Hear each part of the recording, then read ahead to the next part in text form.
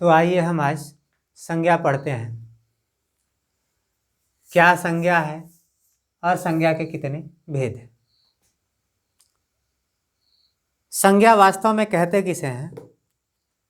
सीधे तौर पर हम ये कह सकते हैं कि संज्ञा एक नाम है। कोई भी नाम, दुनिया में मौजूद किसी वस्तु, व्यक्ति, स्थान इत्यादि का कोई भी नाम हम कह सकते हैं कि संज्ञा है। जैसा कि अंग्रेजी में कहा जाता है कि noun is a naming word, अर्थात हर वह शब्द जो किसी वस्तु का नाम है, किसी चीज का भी नाम है, वो सब का सब संज्ञा के अंतर्गत ही आता है। अब आते हैं संज्ञा के वर्गीकरण पर या संज्ञा के भेदों पर। तो यह भेद दो तरह से किए जाते हैं। कभी कभी इसके भेद 3 बताए जाते हैं और कभी कभी इसके भेद 5 बताए जाते हैं। जब हम इसके 3 भेदों की चर्चा करते हैं तो एक होता है व्यक्तिवाचक, दूसरा जातिवाचक और तीसरा भाववाचक। जबकि एक दूसरा वर्गीकरण है जिसके अंतर्गत 5 भेद बताए जाते हैं। पहला व्यक्तिवाचक, दूसरा जातिवाचक, तीसरा भाववाचक, चौथा द्रव्यवाचक और 5वां समूहवाचक। फिलहाल हम बढ़ते हैं व्यक्तिवाचक संज्ञा के अंतर्गत। प्रत्येक वह संज्ञा जो किसी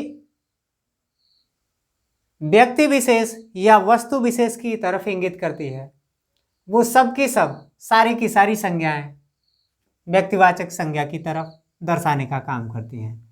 जैसा कि आप कहते हैं राम, मोहन, सीता, गीता इत्यादि, ये सब के सब व्यक्तिवाचक संज्ञा के अंतर्गत आते हैं। दूसरा जो भेद है वो जातिवाचक है। तो वह सभी संज्ञाएं जिनसे हमें किसी वर्ग या जाति का बोध होता है वो जातिवाचक संज्ञा के अंतर्गत आती है। जैसे कि हम कह लें कि विद्यार्थी है,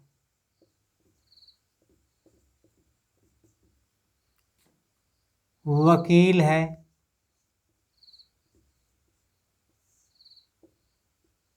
अध्यापक है,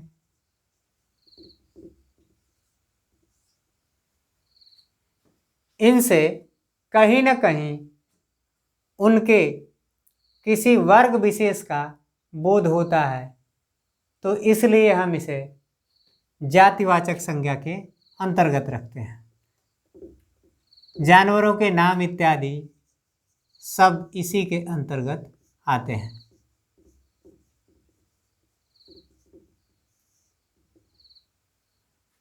अब याद रखिए, ऐसे में कुत्ता, बिल्ली इत्यादि का कोई विशेष नाम रखते हैं तो वह नाम इस जातिवाचक संज्ञा के अंतर्गत न आकर के व्यक्तिवाचक संज्ञा की तरफ इशारा करने लगता है। अब भाववाचक संज्ञा क्या है?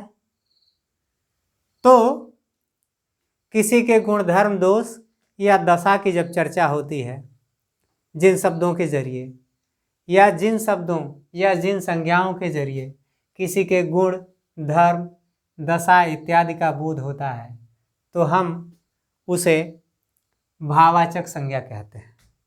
इसके अंतर्गत वे सभी संज्ञाएं आती हैं जिनसे भावों का प्रकटीकरण होता है। जैसे कि हम ये कह लें कि बुढ़ापा है,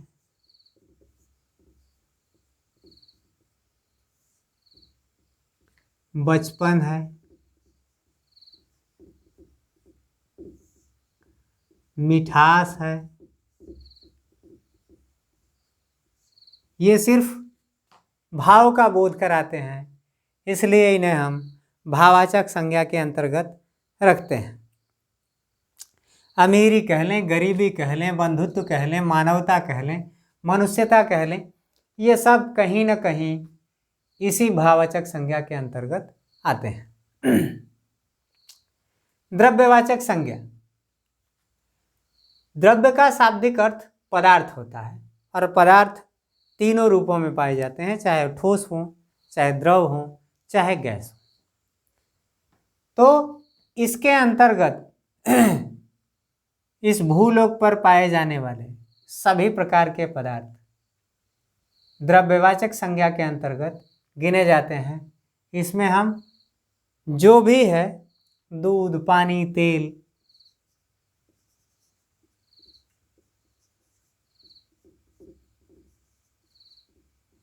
गेहूं, चावल,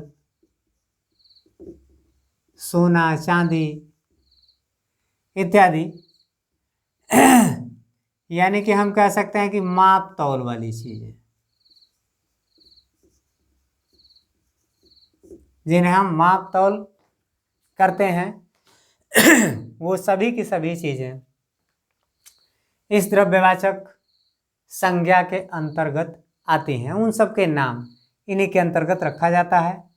समूहवाचक संज्ञा वे संज्ञाएं हैं जिनसे किसी समूह या गुच्छे का बोध होता है, तो वो सभी संज्ञाएं समूहवाचक संज्ञा के अंतर्गत आती हैं। जैसे कक्षा कह लें,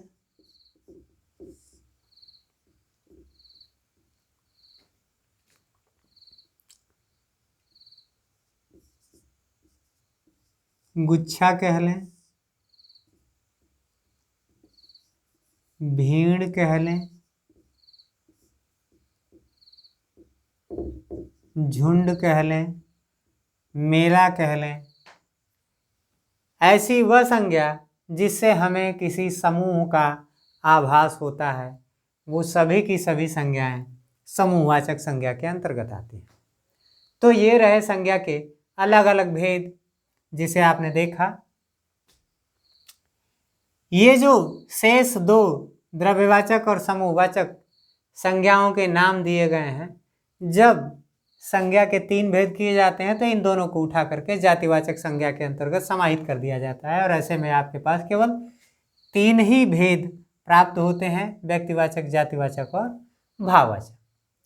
तो ये था संज्ञा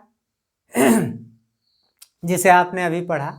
वीडियो जो अगर अच्छा लगा हो तो चैनल को लाइक और शेयर करने के साथ साथ यह वीडियो चैनल को सब्सक्राइब भी कर दें, ताकि यदि हम कोई और वीडियो बनाते हैं तो आपके पास ससमय पहुंच जाए। धन्यवाद।